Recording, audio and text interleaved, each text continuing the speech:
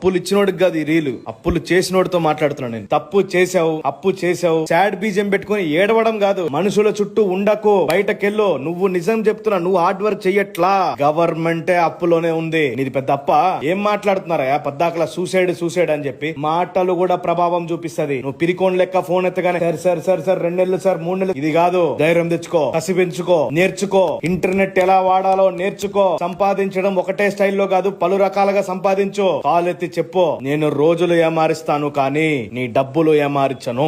వాళ్ళు నీకు కాల్ చేసే ముందే నువ్వే వాళ్ళకి కాల్ చేయి. డిఫరెంట్ మార్గం వెతుక్కోకుండా సాడ్ స్టేటస్ అని చెప్పి ఆన్లైన్ లో టైప్ చేసి స్టేటస్లు పెట్టడానికి ఉంటదా మీకు టైం? కొత్త మార్గం వెతకరు. ఈ రోజు ఇంటర్నెట్ ఎంత సహాయపడుతుంది తెలుసా? ఏ ఒక్క రోజున మీరు ఆలోచించగలిగారా? దాటి మనిషిగా చెప్తున్నా, నువ్వు ఎంత బాధ అనుభవిస్తున్నావో బాగా అర్థం చేసుకోగలవు. నువ్వు అనుకుంటే అన్ని చేయగలుగుతావు. యుద్ధాల్లో వీర మరణమే పొందాలే గాని తనకు తానే పొడుచుకుంటే అది వీర మరణం కాదు. చచ్చిపోవడానికే భయం లేనప్పుడు బ్రతకడానికి దేనికయ్యా భయం నీకు?